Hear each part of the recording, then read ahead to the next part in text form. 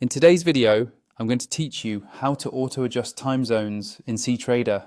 If you trade across regions or follow economic calendars in different cities, getting your chart timestamps right is essential. A correct time zone helps you see sessions, market opens, and news events at the exact moment they happen, without mental math or confusion.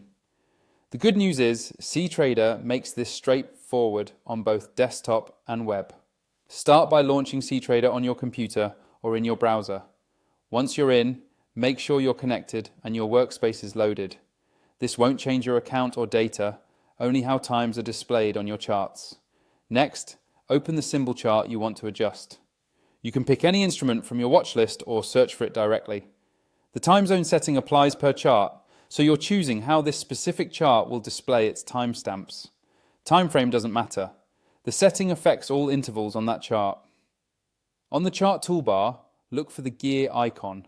This opens the chart settings. It's usually near other display controls like timeframes, drawing tools, and indicators. If your toolbar is compact, hover over the area to reveal icons. The process is nearly identical in the web version. Inside the chart settings, look for the time zone option. Depending on your version, it might be in a general or display section and labeled time zone or time zone.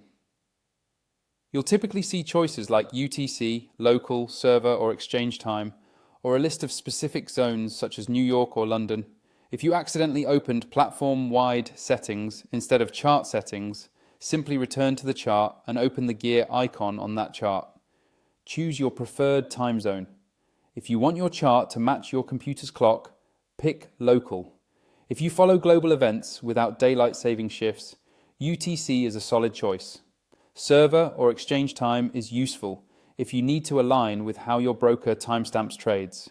Regardless of what you pick, remember you're only changing how times are shown, not the actual price data. Daylight saving adjustments will follow the selected time zones rules automatically.